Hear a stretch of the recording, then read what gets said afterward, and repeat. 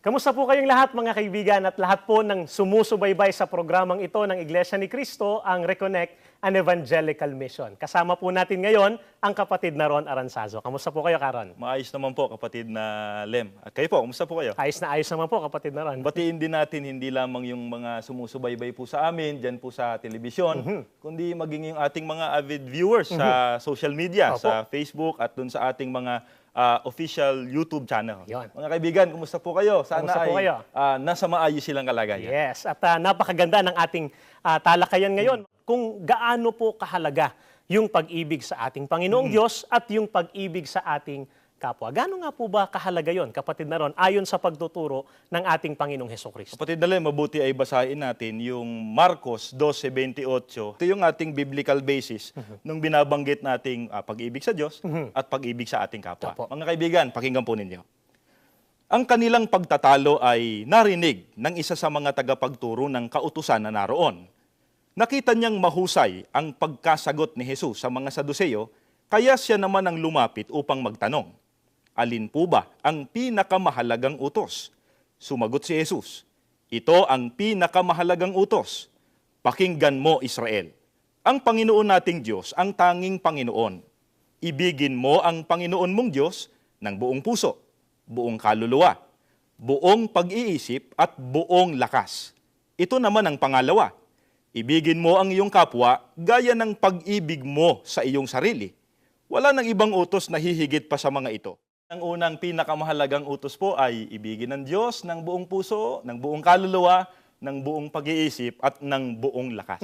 Paano po mapapatunayan ng isang tao na talagang iniibig niya ang ating Panginoong Diyos, kapatid na Ron? Hindi sa pamamagitan lang ng salita, kapatid na Lem. Ito ay magagawa sa pamamagitan ng pagsunod sa mga utos ng ating Panginoon Diyos. Sa makatwid, hindi po katulad nung ginagawa at nakikita, napapansin natin sa iba, mga kaibigan, na lip service, sinasabi lang nila na mahal nila ang Diyos, kundi napapatunayan sa pagsunod, kapatid na Ron. So balit, kapatid na Lem, mahalaga rin at hindi dapat iwasang gawin ng tao yung pangalawang pinakamahalagang utos. Opo, alin po yun, kapatid na Ron? Yung ibigin ang ating kapwa. Kaya kung paano yung pag-ibig sa Diyos, kapatid na Ron, hindi sa salita lang, kundi ginagawa, paano din magagawa ng isang tao na ibigin niya yung kanyang kapwa? Para huwag tayong mahulog sa sariling pagpapaliwanag. Totoo po. Ganun tayo sa Iglesia ni Cristo. Opo. Basahin din natin ang nakasulat, mga kaibigan. Dito naman po sa Lucas, ang talata po ay 10:25 hanggang 37. Pakinggan po ninyo. Isang dalubhasa sa kautosang Hudyo ang lumapit kay Jesus upang siya'y subukin. Guro, ano ang dapat kong gawin upang magkaroon ako ng buhay na walang hanggan? Tanong niya. Sumagot si Jesus, ano ba ang nakasulat sa kautusan? Ano ba ang nababasa mo roon? Sumagot ang lalaki, ibigin mo ang Panginoon mong Diyos ng buong puso, buong kaluluwa, buong lakas, at buong pag-iisip. At ibigin mo ang iyong kapwa gaya ng pag-ibig mo sa iyong sarili. Sabi ni Jesus, tama ang sagot mo. Gawin mo yan at magkakamit ka ng buhay na walang hanggan. Upang huwag siyang lumabas na kahiya-hiya, nagtanong pa ang lalaki, sino naman ang aking kapwa? Sumagot si Jesus, may isang taong naglalakbay mula sa Jerusalem papuntang Jericho. Hinarang siya ng mga tulisan. Kinuha pati ang damit sa kanyang katawan, binugbog at iniwang halos patay na. Nagkataong dumaan doon ng isang paring Hudyo.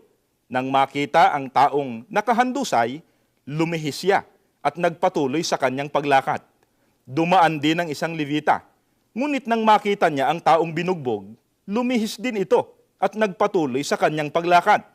Ngunit may isang Samaritanong naglalakbay na napadaan doon. Nakita niya ang biktima at siya'y naawa. Nilapitan niya ito, binuhusan ng langis at alak ang mga sugat at binendahan. Pagkatapos, ang lalaki ay isinakay ng Samaritano sa kanyang asno at dinala ito sa bahay panuluyan upang maalagaan doon. Kinabukasan, binigyan niya ng 2 salaping pilak ang may-ari ng bahay panuluyan at sinabi, heto, alagaan mo siya at kung higit pa riyan ang iyong magagastos, babayaran ko sa aking pagbalik. At nagtanong si Jesus, sa palagay mo, sino kaya sa 3 ang naging tunay na kapwa ng taong hinarang ng mga tulisan? Ang taong tumulong sa kanya, tugon ng abogado. Kaya't sinabi sa kanya ni Jesus, sige, ganoon din ang iyong gawin. Mga kaibigan po namin, napakalinaw po ng turong ito ng ating Panginoong Sukristo na ang isa po sa ikatutupad ng pag-ibig po sa kapwa ay sa pamamagitan po ng pagkakawanggawa. Katulad po nung binasa ninyo sa talatang ng Biblia, kapatid na Roniel, na Samaritano, no po, na hindi naman niya kaano-ano yung binugbog at halos iniwan ng patay ng mga tulisan. Hindi naman niya kakilala, pero dahil sa naawa siya, Nakita pag-ibig niya sa kanyang kapwa, tinulungan niya yung nangangailangan. Totoo po yun. At yun din ang dahilan. Ano po, kapatid na Limel at mga kaibigan po namin. Kaya ang Iglesia ni Cristo po sa pangunguna ng pamamahala ngayon ay nagkakawanggawa. Palibhasa ay pinatutunayan natin yung ating pag-ibig sa kapwa, hindi lang sa salita. Katunayan po, meron pong proyekto ang pamamahala sa pangunguna po ng Christian Family Organizations. Mga kaibigan, yun pong, baka pamilyar kayo, yun pong tinatawag na mga INC Giving Yes. Projects, kung saan bawat isang kaanib sa Iglesia ni Cristo sa kanilang sariling paraan, di po ba? Lahat ng yun ay kahayagan na ginagawa ng Iglesia ni Cristo, yung kalooban ng ating Panginoon Diyos na nakasulat sa Biblia na ibigin natin ang ating kapwa. Bakit nga po kaya, kapatid na Ron, ang mga kaanib sa Iglesia ni Cristo ay talagang ginagawa yung lahat ng effort para po maipakita at maiparamdam sa kapwa yung kanilang pag-ibig? Ano po ba, mga kaibigan, ang nais makita sa atin ng ating Panginoong Diyos, lalo na merong nangangailangan at may kakayanan naman po tayong tumulong sa kanila, kapatid na Ron? Ganito pong ating mababasa sa Kawikaan, ang talata po ay 3:27 hanggang 28. Ang kagandahang loob ay huwag ikait sa kapwa.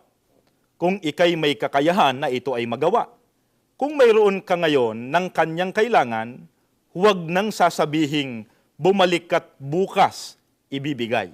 Mga kaibigan po namin, ang ating Panginoon Diyos po mismo ang may utos po sa atin na huwag ipagkait ang kagandahang loob sa ating kapwa, lalo na po kung may kakayahan naman tayo na tayo po ay tumulong. Pero, kapatid na Ron, kapag sinabi kasi yung terminong tumulong, ano yun palabas Yes. di ba? Magbibigay ka. Hindi yun pakabig sa iyo.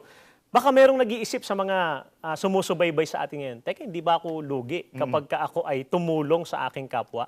Ang tanong po natin, ano po ba yung nakalaan na pangako ng ating Panginoong Diyos kapag yung isang tao ay tumutulong sa may hirap at nangangailangan? Ganito po ang ating mababasa. Dito naman po sa Deuteronomio, ang talata po ay 15:9 hanggang 10. Ganito po ang pagkakaliwat sa wika na po natin. Kailan may hindi kayo dapat magkaroon ng masasamang isipan tungkol sa isang tao na nangangailangan ng tulong? Hindi kayo dapat tumanggi na tumulong sa kanya. Kung hindi ninyo tutulungan ng taong mahirap na yon, sa gayoy dadaing siya sa Panginoon laban sa inyo, at masusumpungan kayo ng Panginoon na may sala. Ibigay ninyo sa taong mahirap ang lahat ng inyong makakaya. Huwag ninyong ikalungkot ang pagbibigay sa Kanya. Bakit? Sapagkat ang Panginoon ninyong Diyos ang magpapala sa inyo sa paggawa ng mabuting bagay na ito. Pagpapalain niya kayo sa lahat ng inyong gawain at sa lahat ng inyong ginagawa. Dapat nating sampalatayanan na aral po ng ating Panginoon Diyos na nakasulat po sa Biblia na napakalaki po ng kaugnayan sa pagtatamo ng mga pagpapala ng Diyos ang pagtulong na gagawin natin sa ating kapwa. Kasi po, kapatid na Limel, ang Diyos po na nag-utos sa tao na tumulong sa kapwa, ibigin ng kapwa, siya rin po ang may pangakong pagpapala sa mga gagawa po nito. Tama po kayo, kapatid na Ron. Kaya kapag ka ang isang tao ay tumutulong, hindi po dapat malungkot. Hindi po ba? Tulad po nung inyong binasa, dapat masaya tayo kapag tayo ay tumutulong sa ating kapwa. Hindi yung tumutulong ka, nakasimangot Masama ka, loob. masama loob mo, di ba? Nakakunot yung noo mo. Hindi po, mga kaibigan, masaya tayong tumulong at magkawang gawa sapagkat una sa lahat, nasusunod natin. Utos Yung ng pinakamahalagang utos at yung ikalawang pinakamahalagang utos at ang pangako ng Panginoong Diyos, pagpapalain niya tayo sa lahat ng ating gawain at ginagawa. Maliban po doon, bukod doon sa mga nabanggit po na pangako, ano pa po, kapatid na Ron, ang mga pangako ng Diyos doon sa isang nagkakawang gawa? Pakinggan naman natin ang pagtuturo ng banal na kasulatan. Dito naman po sa awit 41, ang talata po ay 1 hanggang 3. Pakinggan po natin. Mapalad ang isang taong tumutulong sa mahirap. Si Yahweh ang kakalinga kung siya na may mabagabag. Buhay niya'y iingatan. Si Yahweh lang ang may hawak. Sa kamay man ng kaaway, hindi siya masasadla. At doon sa bayan niya'y ituturing na mapalad. Si Yahweh rin ang tutulong kung siya ay magkasakit.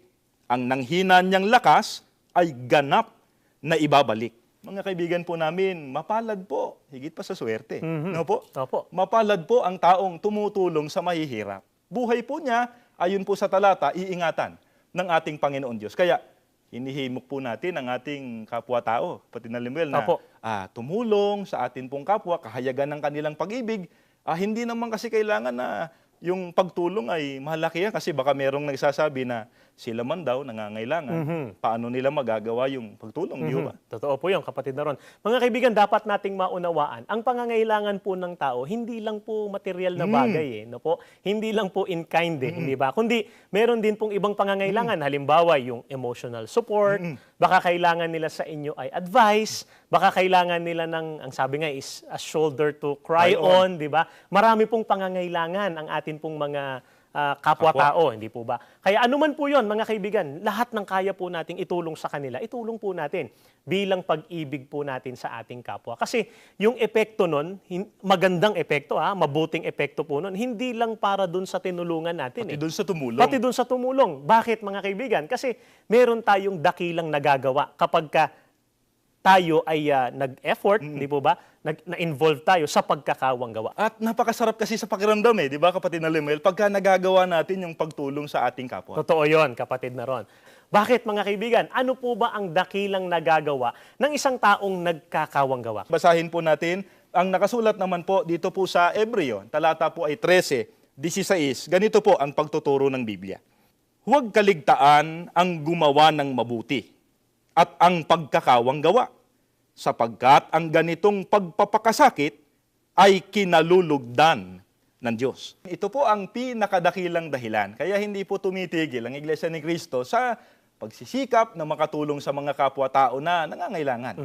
Hangad po namin na masunod ang kalooban ng Diyos na makalugod sa Kanya o makapagdulot po sa Kanya ng kasiyahan. Lalo na po ngayon, kapatid na Ron, na ang panahon natin, hindi na po normal yung mga nangyayari na mga sakuna, halimbawa po yung mga bagyo, mga paglindol, at napakarami pang iba. Kaya ang Iglesia ni Cristo po, mga kaibigan, sa pangunguna po ng pamamahala, ay nagsasagawa po ng iba't ibang pagkakawang gawa. Halimbawa po yung ating Aid to Humanity, yun nga pong nabanggit natin kanina ng mga iba't ibang uri ng INC Giving Projects, para po maipagkaloob yung dagliang pangangailangan ng mga tao. Hindi tayo namimili ng taong tutulungan. Totoo po yun. Kaanib man sa Iglesia ni Cristo o hindi. At kaugnay po, mga kaibigan, ng mga proyektong pangkawang gawa ng Iglesia ni Cristo, panoorin po ninyo ito.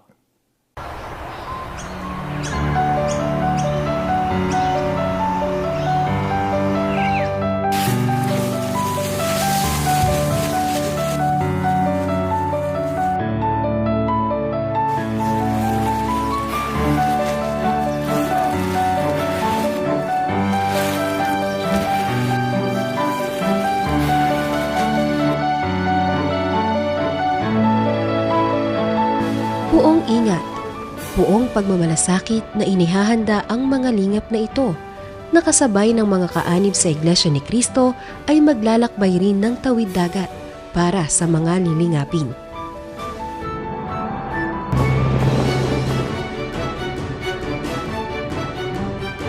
Ito po yung napakalaking bagay kasi sa hirap ng buhay natin ngayon, kumbaga lahat naman tayo dumadaan sa parang krisis dahil wala na nga mabili sa mababang halaga. Katulad ko, isang nanay ako, napakalaking bagay sa amin itong naipagkaloob na ito sa amin. Malaking tulong sa amin sa isang wala. Kaya salamat sa Panginoon at kami na bahagi nandito at salamat at kayo nakarating dito sa amin.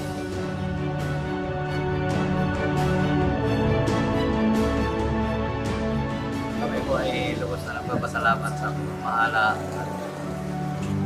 Kahit malayo po itong aming lugar ay damang-dama po namin ang kanilang pagmamalasakit. Maging sa mga hindi po kapatid sa Iglesia ni Cristo,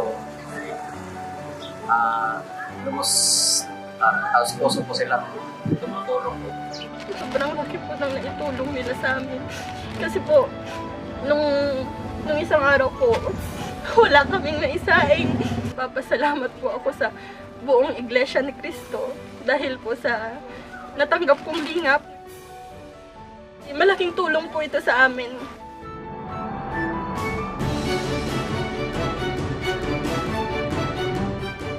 Kung meron man tayong isinasagawang lingap para sa ating mahihirap na mga kababayan, ito'y ayon pa rin sa pagsunod natin sa utos ng Diyos na tulungan natin ang ating kapwa-tao. Bukod sa mga dagliang lingap, isinusulong din ng pamamahala sa Iglesia ni Cristo ang matulungan ang ating mga kababayan sa pamamagitan ng iba't ibang livelihood projects kagaya ng eco-farming.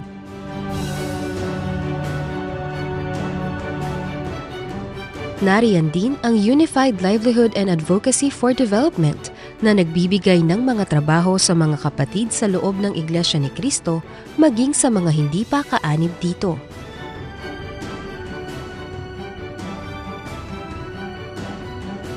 Ang Hearts and Hands Blind Massage at Embrace Cafe naman ay nagbibigay ng mga pagkakataon para sa mga kababayan nating differently abled para sila man ay magkaroon ng hanap buhay upang matustusan ang kanilang mga pangangailangan. Pagtulong na walang pinipiling lahi, kulay o relihiyon, gaano man kalayo, gaano man kahirap tunguhin, patuloy ang isinasagawang lingap sa mamamayan ng Iglesia ni Cristo, akay ng pag-ibig sa kapwa. Mga kaibigan, hindi lamang po dito sa Pilipinas, kundi maging sa iba't ibang panig po ng daigdig ay napakarami na pong itinatag na eco-farming facilities upang mabigyan po ng hanap buhay ang mga kapwa-tao po natin na nangangailangan. At yan ay hindi natin titigilang gawin, kapatid na Limel. Totoo Sapagkat yun. mga kaibigan, hindi namin kailanman titigilang gawin ang pagbibigay po ng kaluguran o kasiyahan sa atin pong Panginoon Diyos. At mga kaibigan, hindi naman po tayo papayag na hindi po natin masunod yung dalawang pinakamahalagang utos na atin pong tinatalakay ngayon, kapatid na Ron. Pero bukod po sa mga material na bagay, dun sa mga pangkabuhayan na atin pong naitutulong sa iba, ano po ang pinakamabuting tulong ang sinisika po ng Iglesia ni Cristo na maiabot natin sa ating kapwa-tao na yun ay ayon sa utos ng Diyos? Tama yung banggit mo, kapatid na Lim, hindi humahanga sa material na bagay. Apo. Mga kaibigan, pakinggan natin ang pinakamahalagang tulong na sinisikap pong ipagkaloob ng Iglesia ni Cristo. Nakasulat po dito po sa Tadeo, ang talatay 1:23, pakinggan po natin. Tulungan ninyo ang iba na maligtas sa kaparusahan, na para bang nagliligtas kayo ng isang bagay na masusunog na. Maawa kayo kahit sa mga taong napakasama, pero mag-ingat kayo sa masasama nilang gawa. Kasuklaman ninyo kahit na ang damit nilang nadumihan ng kasamaan nila. Mga kaibigan po namin, ang mga tulong po na material na ibinibigay natin sa atin pong kapwa, kapatid na Lem, gaya Apo. nung lingap sa mamamayan, yung isinasagawa nating INC giving, ay talaga pong makatutulong po sa kanila. Pero mga kaibigan, ang mga yan po ay may limitasyon dahil tayo man, di ba, ay may mga hangganan limitasyon eh. din, Opo. may mga hangganan din.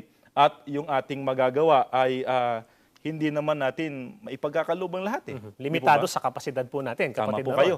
At mga kaibigan, pero itong pagtulong na binabanggit po ng banal na kasulatan ay pagtulong na hindi matutumbasan ng anuman pong material na bagay dito po sa mundo. Ito po ay ang kaligtasan sa kaparusahan pagdating po ng araw ng paghuhukom. Paano po natin maiaabot yun sa tao, kapatid na Ron? Mga kaibigan, ayon po sa kalooban ng Diyos, paano po natin matutulungan ng tao na magtamo ng kaligtasan? Ganito ang pagtuturo naman sa atin ng banal na kasulatan, mga kaibigan, sa isang online translation po ng Biblia sa Juan 4:36. Ganito po ang ating mababasa. Kapag tinulungan ninyo silang tanggapin ang aking mensahe, gagantimpalaan ko kayo kung paanong binabayaran ng may-ari ng bukirin ang mga tagapag-ani ng mga bunga. Dahil sa inyong gawain, ang mga tao ay magtatamo ng buhay na walang hanggan. Ipinagbibigay alam ko na sa mga tao ang mensahe ng Diyos. Yun ay tulad ng isang tao na nagtatanim ng mga binhi. Tutulungan ninyo ang mga tao na tanggapin ang aking mensahe. Iyon ay magiging tulad ng pag-aani ng mga bunga. Kapag nangyari yon, kayo at ako ay kapwa magagalak. Ayon po sa ating Panginoong Sukristo, kailangan nating tulungan ang tao na tanggapin ang kanyang mensahe. Paano po magagawa yon o matutugunan yon ng isang hinirang ng Diyos, kapatid na Ron? Sinagot din po sa talatang ating binasa. Mga kaibigan, kailangang ipagbigay alam sa mga tao ang mensahe ng atin pong Panginoon Diyos. Kaya sa ibabaw po ng lahat ng mga pagtulong na ginagawa po natin sa ating kapwa, ito po ang lalong sinisikap na matupad ng mga kaanib po sa Iglesia ni Cristo. Ang maipaalam at matanggap ng tao ang mensahe po ng ating Panginoon Diyos. Mensaheng ipinahayag po ng ating Panginoong Hesukristo. Bakit yan po, kapatid na ron, yung pinakamahalaga at pinakamabuting maitutulong natin sa ating kapwa-tao? Ayon din po sa talata na binasa po natin kanina, dahil sa pamamagitan po nito, ang tao ay magtatamo ng buhay na walang hanggan. Dakilang gawa po yung tumulong sa atin pong kapwa, mga kaibigan. Pero higit na dakilang gawa po kapag ang tao na tulungan nating magtamo ng kaligtasan. Kaya nga po, mga kaibigan, kung kayo po ay nag-oobserba sa Iglesia ni Cristo, hindi lamang po ang mga isinasagawa po namin ay mga lingap sa mamamayan, mga INC giving projects, hindi lamang po yon. Kundi meron din po kaming mga pamamahayag ng mga salita ng Diyos, o kaya naman itong pag-aanyaya sa panonood ng mga ganitong programa sa Iglesia ni Cristo. Hindi lamang po sa loob ng gusaling sambahan, baka maging sa kanikanyang tahanan, ay inaanyayahan po kayo, ng amin pong mga kapatid sa loob ng Iglesia ni Cristo. Kasi mga kaibigan, ang pinakamahalaga at pinakamabuting makarating po sa atin na tulong ay ang mensahe po ng kaligtasan. Yung paraan na magtuturo sa atin kung paano tayo maliligtas pagdating ng araw ng paghuhukom. Kaya sana wag silang magsasawang magpaunlak. Opo. At patuloy silang makinig sa ganitong pag-aaral ng mga salita ng Diyos. At sana po, mga kaibigan, maramdaman po ninyo yung amin pong kasiyahan at yung pag-ibig po namin sa inyo. Pero kapatid na ron, speaking of that, ano po ba yung mensahe ng kaligtasan na dapat po gawin ng tao, sampalatayanan ng tao, para maligtas siya sa kapahamakan? Hindi tayo magbibigay ng sarili nating pakahulugan.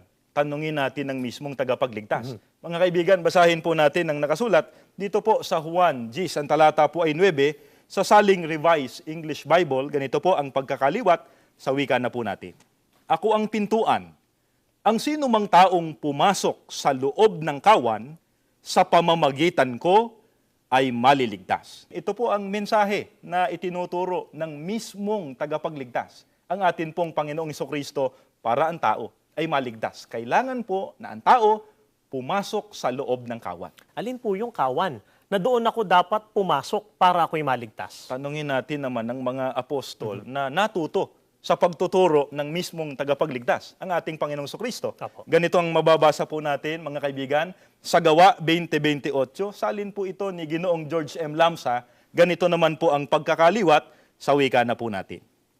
Ingatan ninyo kung gayon ang inyong sarili at ang buong kawan. Narito'y hinirang kayo ng Espiritu Santo na mga katiwala upang pakanin ang Iglesia ni Cristo na binili niya ng kanyang dugo. Ang kawan na tinutukoy po ay ang Iglesia ni Cristo na binili niya ng kanyang dugo.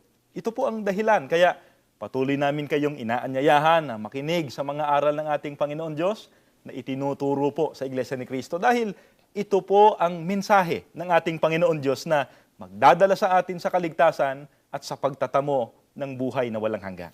Dito rin po natin, mga kaibigan, magagawa ang tunay na pag-ibig sa ating Panginoong Diyos ng buong lakas, ng buong puso, at ng buong kaluluwa. Kaya mga kaibigan, pahintulutan po ninyong matulungan namin kayo sa paraang mapaunlakan po ninyo ang imbitasyon ng mga kapatid po namin sa amin pong mga pagtitipon, gaya po ng mga pamamahayag at mga pagsamba. Kung wala naman po kayong kakilalang kapatid namin, ay pwede po kayong magtungo sa mga gusaling sambahan ng Iglesia ni Cristo na malapit po sa inyong dako. Sabihin nyo lang po na kayo ay nakapanood ng mga programa ng Iglesia ni Cristo at nais po ninyong makinig at magsuri. At sigurado po, mga kaibigan, na kayo po ay masayang gagabayan ng mga kapatid po namin sapagkat mahal po namin kayo, mga kaibigan. At nais po namin na lahat tayo, sama-sama tayo na magtamo ng kaligtasan at ng buhay na walang hanggan.